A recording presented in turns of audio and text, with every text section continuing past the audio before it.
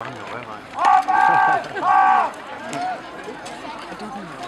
kom faktisk fra mit møntbord.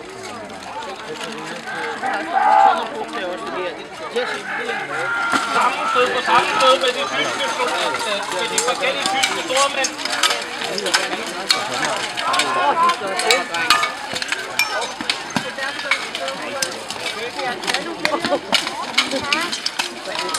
Pansrede krigere mod pansrede krigere.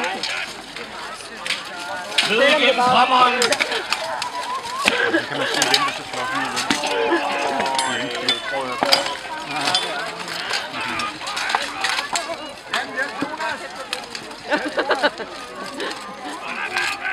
Ja, han var med.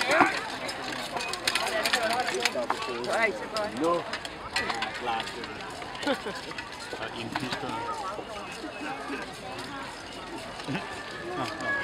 Så var der kaffe.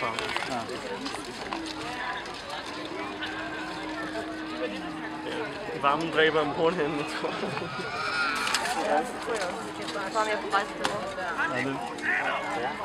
Han er på nærmest, at det er pludselig at det var. Det er jo sådan, at når vi prøver at genskabe historien her i Valby, så gør vi det med vaskeægte krigere.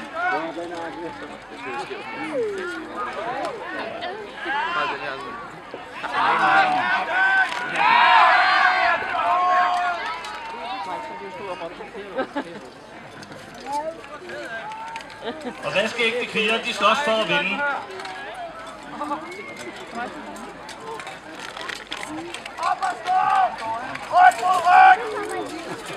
Kong Valdemar af Danmark.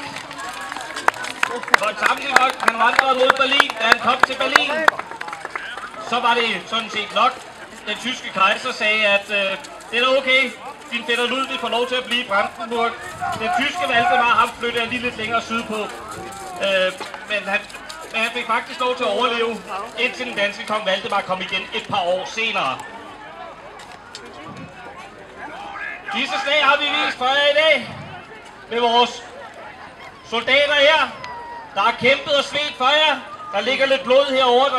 Er der nogen, der har slået læk? Der ligger lidt blod. De slås for jer. De bløder for jer. De sveder for jer. I panser og blade til på virkelig mange kilo.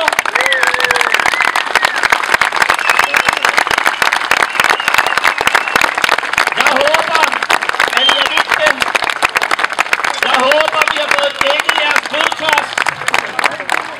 Vil I se mere blod her? Vil I virkelig se mere blod her? Så bliver det kraftet med jeres eget.